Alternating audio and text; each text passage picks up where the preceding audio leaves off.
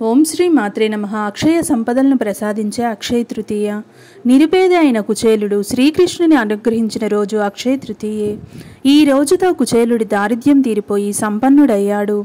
శ్రీ మహావిష్ణువు అవతారాల్లో ఒకటైన పరశురాముడు వైశాఖ శుద్ధ తదియ రోజు రేణుక జమదగ్ని దంపతుల కుమారుడిగా జన్మించాడు. గంగానది భూమిని తాకిన పర్వదినం కూడా అక్షయ తృతీయే.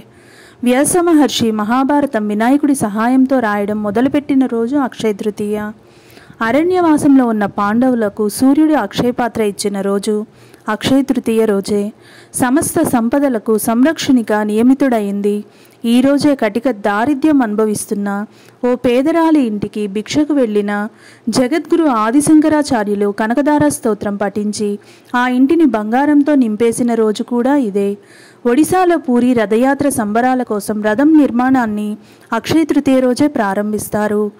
బృందావనంలోని బంకే బిహారీ ఆలయంలో కొలువై ఉన్న శ్రీకృష్ణుని పాదాలు దర్శించుకునే అవకాశం అక్షయ తృతీయ రోజు మాత్రమే దక్కుతుంది.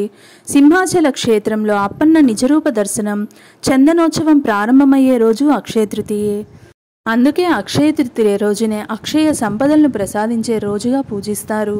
మరిన్ని ఇలాంటి ఆసక్తికరమైన విషయాల కొరకు తప్పకుండా మా ఛానల్ సబ్స్క్రైబ్ చేసుకోండి.